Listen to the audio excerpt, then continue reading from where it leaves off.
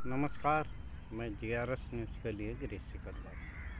आज के इस ब्लॉग में मैं बात करूंगा चुनाव आयोग की। वो चुनाव आयोग जो ये दावा करता है कि वो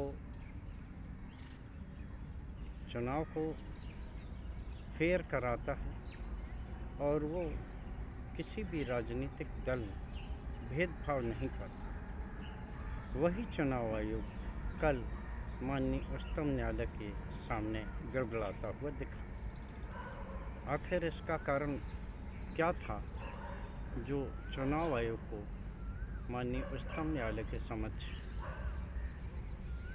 समय देने के लिए गुहार लगाने। आप सभी लोग जानते हैं कि हरियाणा चुनाव को लेकर सुप्रीम कोर्ट के मशहूर वकील महमूद प्राचा ने चुनाव आयोग से हरियाणा चुनाव के बूथवार संख्या के मतदाता सूची, वहाँ पड़े हुए वोट और CCTV फुटेज को लेकर एक आवेदन किया था। जब सुप्रीम कोर्ट ने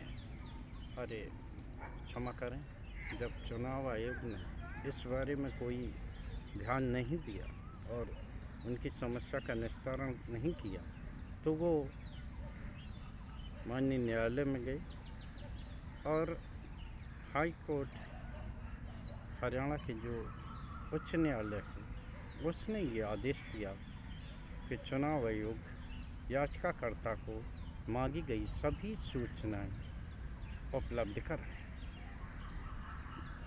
चुनाव आयोग ने तुरंत ही बैठक करके उस नियम को ही बदल दिया जिसके तहत कोई भी चुनाव से जुड़ी जानकारियों को ले सकता था। उन्होंने नियम में ये परिवर्तन किया कि अब कोई भी डिजिटल या अन्य तरह की जानकारी मतदाताओं, वकीलों, पत्रकारों आदि से साझा नहीं की जाएंगी, यानी कि वो पूरी तरह से गुप्त होगा। जिसको लेकर माननीय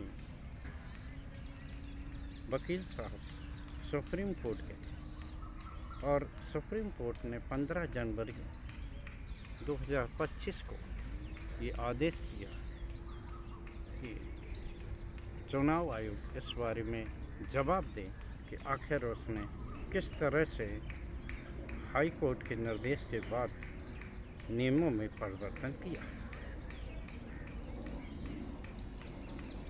15 अप्रैल तक ये सूचना माननीय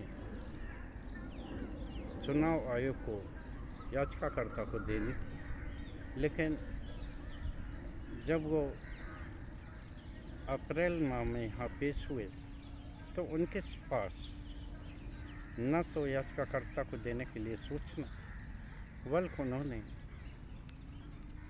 मुख्य न्यायाधीश की खंडपीठ के सामने गुहार लगाई कि उन्हें 3 सप्ताह का वक्त और दे दिया जाए। हालांकि पीठ ने उनसे ये पूछा कि आखिर आप 3 महीने तक क्या करते रहे, तो उन्होंने तमाम व्यस्तताओं का हवाला देते हुए ये कहा कि वो जानकारी उपलब्ध करा देंगे। तो माननीय उच्चतम न्यायालय ने उन्हें और 3 महीने का समय दिया। अगली सुनवाई 21 जुलाई को होगी। देखना यह है कि क्या चुनाव आयोग इस बार भी कोई जानकारी मुहैया कराएगा क्या, क्योंकि चुनाव आयोग का जिस तरह का रवैया रहा, जिस तरह वो राजनीतिक दलों की शिकायतों या अन्य शिकायतों पर ध्यान नहीं देता और बार बार ये कहता है कि वो चुनाव जो कराते हैं वो फेयर इलेक्शन होते हैं, लेकिन किस तरह से ये इलेक्शन होते हैं, महाराष्ट्र की बात रही हो, हरियाणा की बात रही हो, दिल्ली के चुनाव परिणाम हो या तमाम तरह के वो वोटर जो कि 2-2, 3-3 प्रांतों में रजिस्टर्ड हैं, उसको लेकर जब सवाल उठता है तो चुनाव आयोग कोई भी जानकारी नहीं देता। और आज ये देखा गया कि उसे ना तो माननीय उच्च न्यायालय के निर्देशों की परवाह है, किस तरह से उच्च न्यायालय के निर्देशों के बाद चुनाव आयोग ने अपने नियमों में परिवर्तन किया, जो कि पहले से जो नियम बने चले आ रहे थे। लेकिन अब चूँकि माननीय उच्चतम न्यायालय का ये निर्देश है, तो हम सभी लोगों को आशा रखना चाहिए कि वो निश्चित तौर पर याचिकाकर्ता या देश के सामने इस तरह की स्थिति ज़रूर रखेंगे, अपनी पूरी जानकारियां रखेंगे, जिससे कि आम लोगों को चुनाव आयोग, जिसने कि पहले ही अपनी प्रतिष्ठा को खो दिया, उस प्रतिष्ठा को फिर से बहाल किया जा सके। चुनाव आयोग महत्वपूर्ण कारक इसलिए हो जाता है क्योंकि लोकतंत्र में चुनाव एक महत्वपूर्ण कारक है।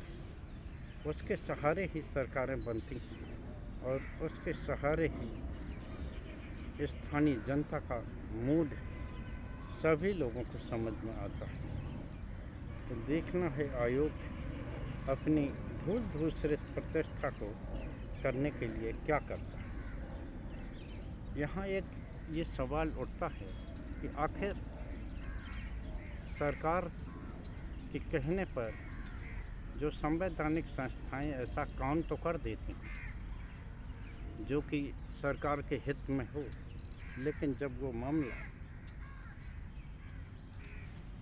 न्यायालय के सामने फंसता है तो वही लोग जो ये कहते हैं कि वो किसी के साथ भेदभाव नहीं करते, वो न्यायालय में जवाब नहीं दे पाते। आपको जानकारी होगी 2 दिन पूर्व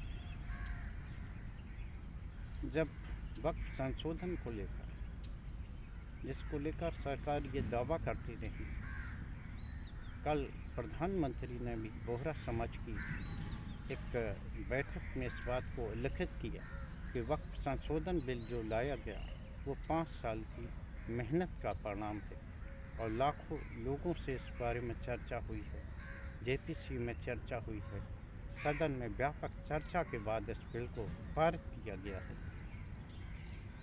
वही सरकार न्यायालय को इन 3 बिंदुओं पूरे बिल की न्यायालय ने सवाल नहीं उठाया। उन्होंने कहा कि कोई बहुत सी चीज़ें अच्छी हैं, लेकिन इन 3 बिंदुओं पर आपकी क्या राय है? क्या किसी धार्मिक संगठन में गैर धर्म के लोगों का प्रवेश हो सकता है क्या? वक्फ योजक की जो 400-400, 500-500 साल पुरानी इमारतें हैं, आखिर उनका रिकॉर्ड कहाँ से आएगा? और दूसरा कि उनकी स्थिति में कोई परिवर्तन होगा? इस बारे में वो सरकार जवाब नहीं दे पाई जो खुद ये कहती कि उसकी 5 साल की मेहनत के बाद ये कानून लाया देख। और इधर मैं दिल्ली की भी थोड़ी चर्चा कर दूँ। यहाँ फीस वृद्धि को लेकर किस प्रकार से अभिभावक परेशान हो रहे। सरकार जो नई नवीली सरकार है वो अभिभावकों की परेशानी को सुनने को तैयार नहीं और नित नए बयान जारी करके ये आश्वासन देती है कि अगर कोई विद्यालय प्रबंधन गलत तरीके से फीस बढ़ाएगा तो उस पर कार्रवाई होगी। लेकिन द्वारका के जो डीपीएस स्कूल की समस्याएं हैं, जिसको लेकर सरकार के निर्देश पर ही बनी टीम ने ये पाया कि जिन लोगों ने बढ़ी हुई फीस नहीं दी, उन अभिभावकों के बच्चों को तो शोषण किया गया और उन्हें विद्यालय में एक कैदी की भांति रखा गया। उनकी इधर उधर आने जाने पर भी प्रतिबंध था और उन्हें लाइब्रेरी में बिठा कर रखा गया। यहाँ तक कि अगर वो वॉशरूम में भी जाते थे तो उन पर निगाह रखी जाती थी। जब परेशान अभिभावक हाई कोर्ट गए और हाई कोर्ट से भी जब उन्हें निर्देश दिया गया इनका शोषण बंद हो और उन्होंने उस समिति के क्रियाकलापों पर भी सवाल उठाया कि आखिर जब टीम ने ये मान लिया कि न्याय का शोषण हुआ तो आखिर क्यों नहीं उन्होंने संबंधित के व्यक्ति के खिलाफ एफआईआर कर। ये एक ऐसा प्रश्न था जिसका जवाब न सिर्फ दिल्ली सरकार को वह देना था, लेकिन कहते हैं ना कि सरकारें न्यायालय की परवाह तभी करती हैं जबकि जो न्यायालय का निर्देश हो वो उनके हित में।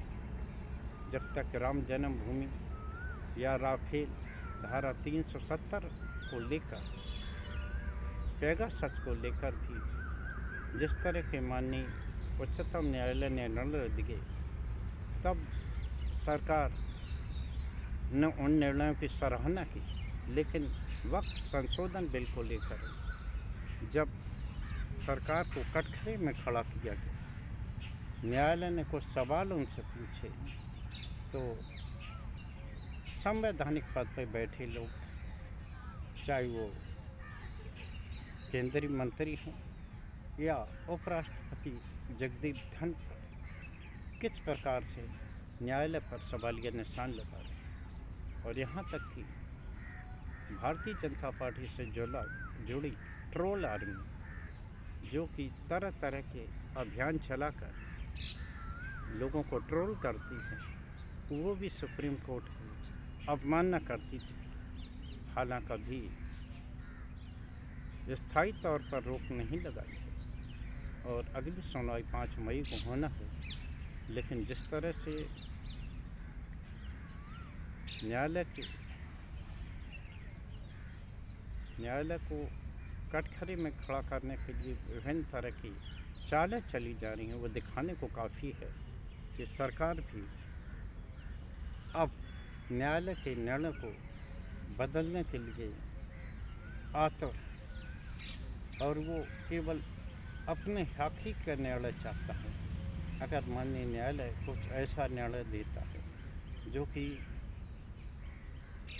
आम जनता के हित में या सरकार के खिलाफ जाता दिखता है, तो सरकारें उस पर किस तरह की चाल चलती हैं वो अभी देखना बाकी है।